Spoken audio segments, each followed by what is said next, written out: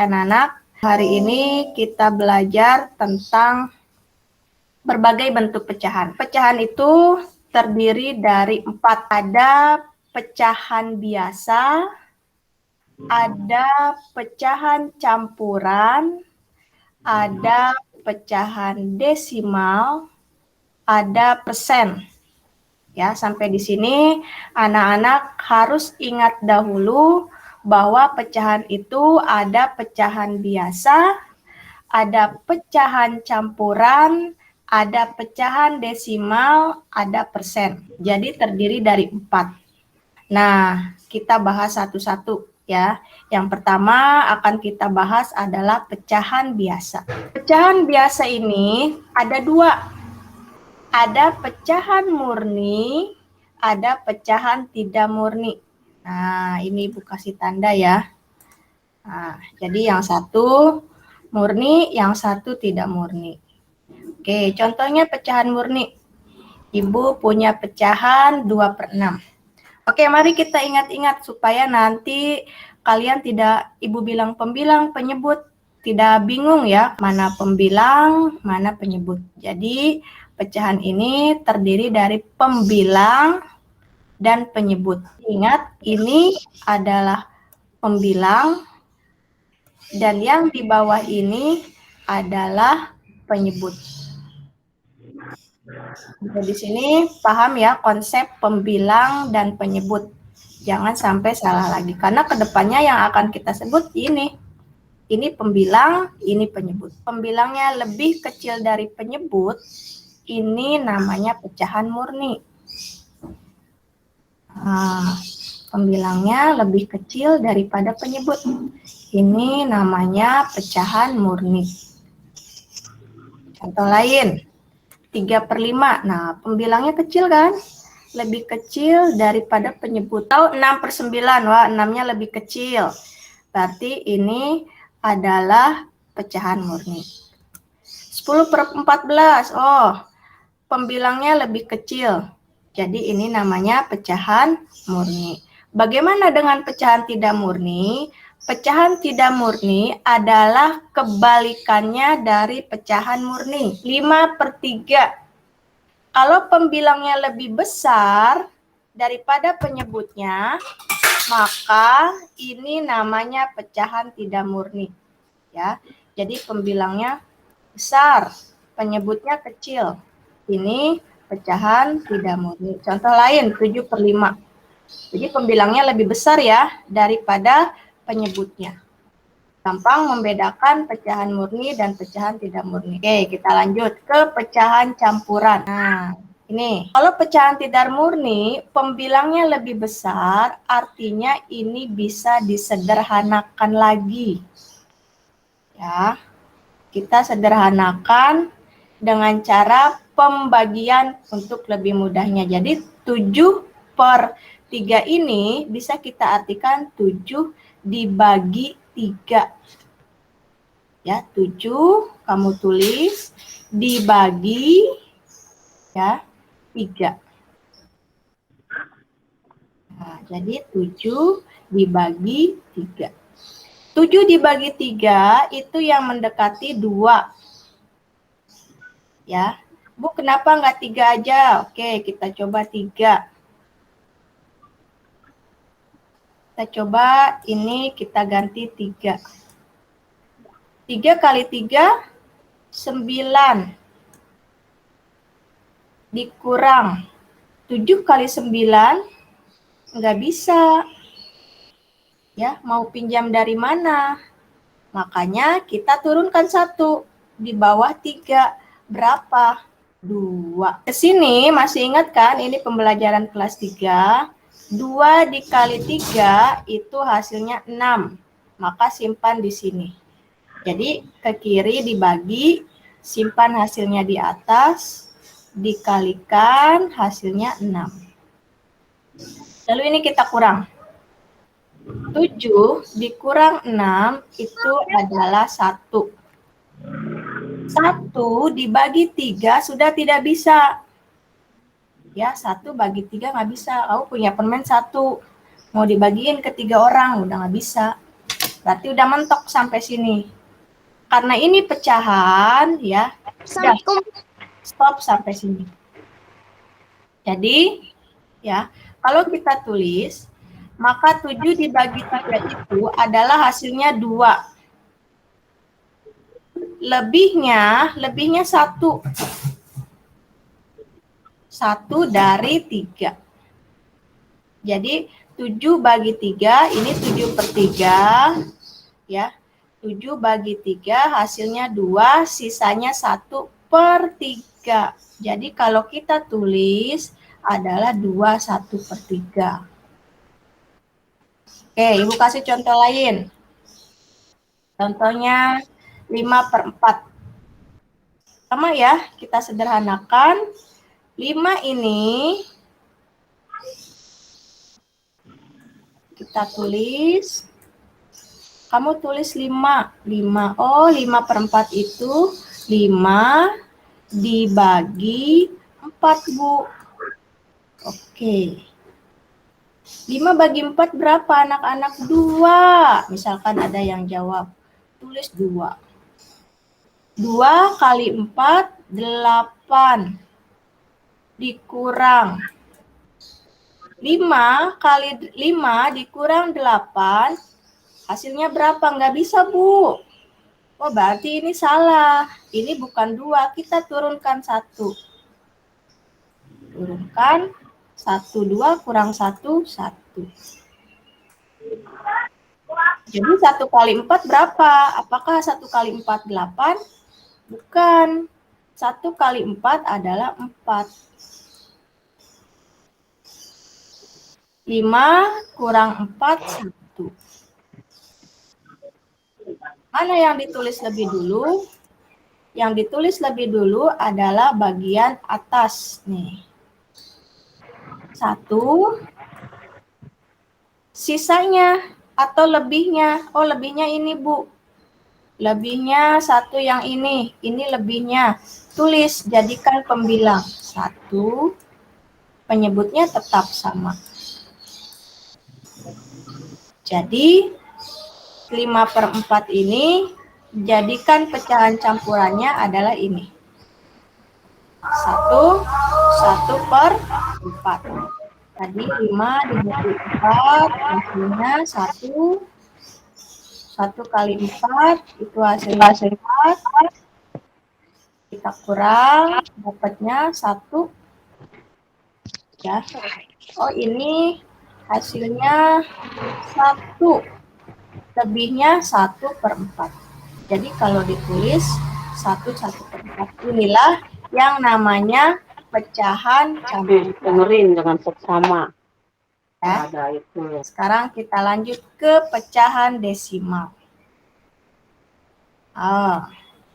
Ibu punya ini kotak yang sudah Ibu bagi menjadi 10 bagian. 1, 2, 3, 4, 5, 6, 7, 8, 9, 10. Kalau Ibu ambil yang 3, Ibu maunya ambil yang bagian yang berwarna ungu. Dari semua bagian, maka pecahannya Ibu tulis 3 per 10. 3 per 10 ini kalau dijadikan desimal 0,3. Ya. 0,3 itu artinya bentuk pecahan desimal dengan 1 angka di belakang koma. Ini koma, ya. Ini 1 angka di belakang koma. Jadi habis koma itu hanya ada 1 angka.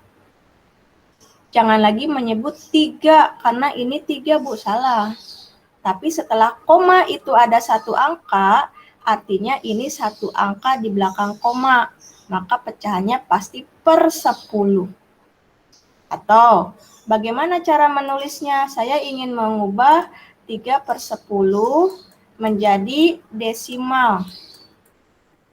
Kamu tulis dulu pembilangnya. Oh, pembilangnya 3. Ingat, kalau per 10, nolnya ada 1 ya. Berarti 1 angka di belakang koma. Oh, ini, Bu, 1 doang. Kasih koma. Depannya kita beri tanda 0. Oh, jadi 3 per 10 itu sama dengan 0,3. 1 angka di belakang koma. Nah, karena per 10. 0,25. bentuk pecahan desimal dengan 2 angka di belakang koma.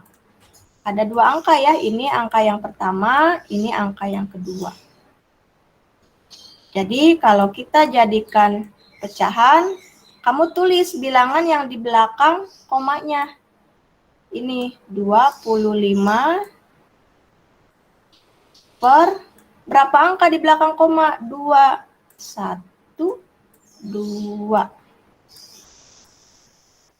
Oh, jadi 0,25 itu adalah 25 per 100. Ya, jadi satu angka, ini satu angka di belakang koma, ingat. Jangan sampai salah. Oh, ini 2 angka di belakang koma, 1, 2. 1, 2, 3. Itu ya, bagaimana cara menentukan ada berapa angka di belakang koma. Gunanya untuk apa? Nanti ke depannya ini. Jika desimal ini ingin dijadikan pecahan. Oke, Ibu lanjut. Yang terakhir adalah persen. Persen ini adalah nama lain dari berpenyebut 100. Ya, persen, ini udah Ibu merahin. Persen itu bentuk lain dari berpenyebut 100. Kalau yang namanya persen itu penyebutnya 100. Apa lambangnya? Ini lambangnya. Sering dilihat-lihat diskon 5%, diskon 20%. Berarti penyebutnya 100. Contoh, 8%.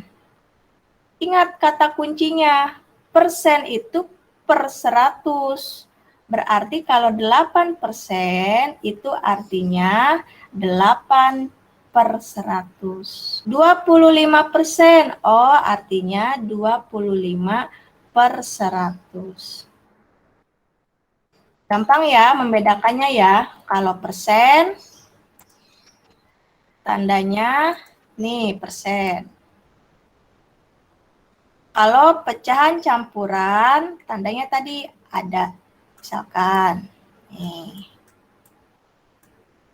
Desimal, ada komanya. Misalkan ini 0,25. Oh, ini desimal. Oh, ini persen. Oh, ini pecahan campuran. Oh, ini pecahan biasa, misalkan. Oh, ini masuknya pecahan biasa, tapi dia murni karena pembilangnya lebih kecil. Oh, ini pecahan biasa, tapi tidak murni karena pembilangnya lebih besar. Oh, ini namanya pecahan campuran. Ini namanya desimal, ini namanya persen. Jadi nanti kalau misalkan ubahlah bilangan berikut ke dalam bentuk persen, berarti nanti hasilnya harus seperti ini. Ubahlah pecahan berikut ke bentuk desimal. Oh, desimal yang ada komanya. Ubahlah pecahan berikut ke dalam pecahan campuran. Oh, yang seperti ini bentuknya. Jadi nanti kalau kamu sudah bertemu dengan soal, petunjuknya harus seperti ini langsung. Oh, ingat. Oh, yang ini bentuknya.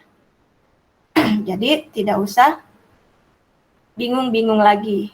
Karena sudah tahu bentuk-bentuknya, konsep-konsepnya sudah diingat. Itu ya, jadi anak-anak bisa membedakan pecahan biasa, pecahan campuran, pecahan desimal, dan persen. Nah, nanti Ibu ada soal seperti ini. Gampang, kamu tinggal tarik. Tarik semua bilangan ini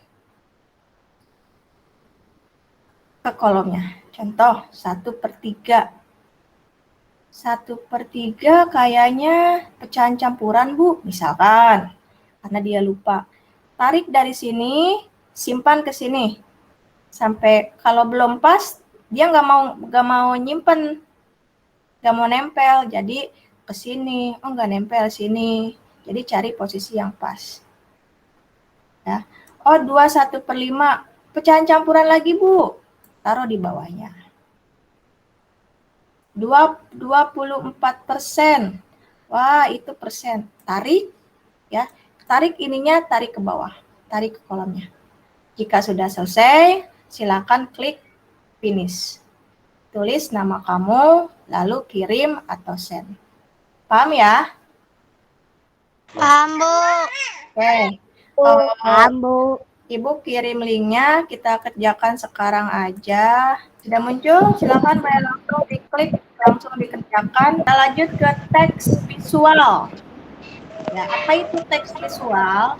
Visual itu lihat, berhubungan dengan indera penglihatan. Jadi kalau teks visual itu berhubungan dengan indera penglihatan. Ya, contohnya gambar.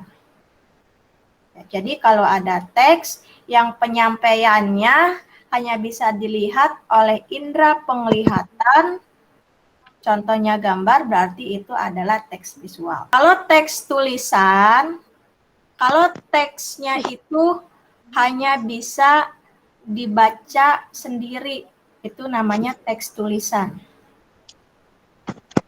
Sedangkan teks lisan, kalau teksnya bisa didengar, itu namanya teks lisan. Jadi teks yang disampaikan secara lisan, kamunya mendengar, berarti itu namanya teks lisan. Contoh, ibu baca, kamu mendengar, itu namanya teks lisan. Kita lihat gambar ini. Jadi sekarang kita akan menentukan gagasan pokok dan gagasan pendukung, tapi dari gambar. Bagaimana caranya? Ada 3. Caranya yang pertama, bisa dilihat apa topiknya. Dari gambar ini, dia lagi bahas apa topiknya. Atau yang kedua, apa yang diceritakan gambar tersebut. Baru yang ketiga, peristiwa apa saja yang mendukung alasan. Jadi ada 3 yang diperhatikan. Yang pertama, topik yang diangkat. Ada televisi, ada kulkas, ada lampu, ada AC. Sepertinya ini membahas tentang energi listrik. Oh, topik yang diangkat dari gambar ini adalah tentang energi listrik. Kenapa? Karena semua dari gambar ini semuanya berhubungan dengan energi listrik. Lalu apa yang diceritakan gambar tersebut? Sepertinya ini menceritakan tentang penggunaan energi listrik dalam kehidupan sehari-hari, karena di sini ada seorang laki-laki sedang menikmati televisinya, sedang menikmati AC-nya, sedang menikmati lampunya. Berarti dia sedang menggunakan energi listrik dalam kehidupan sehari-hari. Oh, yang diceritakan gambar tersebut adalah penggunaan energi listrik dalam kehidupan sehari-hari. Apa peristiwanya yang mendukung? Kalau kamu jawab ini, sebutkan alasannya. Oh, alasannya yang pertama, dia menggunakan AC. Dia menonton televisi. Di situ juga terdapat lampu, Bu. Kamu tulis. Jadi, listrik dapat digunakan untuk menyalakan TV, menyalakan AC, menyalakan kulkas, dan lampu. Jadi, 3 yang tadi ditulis dulu. Dari sini, kamu bisa menuliskan gagasan pokoknya. Nah, ini. Ini bisa kamu lanjutkan nanti ke gagasan pokok. Karena gagasan pokoknya atau ini juga sama. Tentang energi listrik yang digunakan dalam kehidupan sehari-hari. Alasannya bisa dijadikan nanti gagasan pendukung. Contoh, ini ya, gagasan pokoknya adalah penggunaan energi listrik dalam kehidupan sehari-hari. Kamu tulis aja, penggunaan energi listrik dalam kehidupan sehari-hari. Apa gagasan pendukungnya? Alasan kamu ceritakan. Listrik itu dapat digunakan untuk menyalakan TV, lampu, AC, dan alat elektronik lainnya. Lalu kamu kembangkan lagi. Pada TV, energi listrik diubah menjadi energi cahaya dan suara. Pada lampu, energi listrik diubah menjadi energi cahaya. pada AC dan kulkas, energi listrik diubah menjadi energi kinetik atau gerak. Jadi, gagasan pendukung ini kamu kembangkan sendiri. Ya. Minimal 1 sampai sini minimal. Maksimalnya 2 atau 3 itu lebih baik.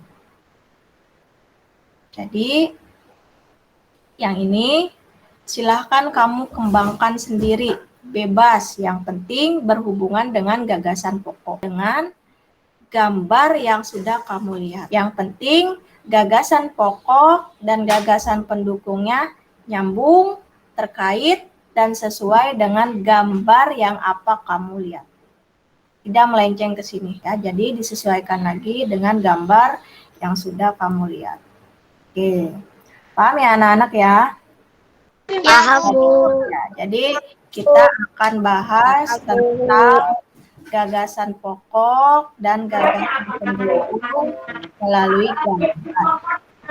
Untuk tugasnya, sama seperti tadi, Ibu akan kirimkan LKPD, langsung diisi di situ.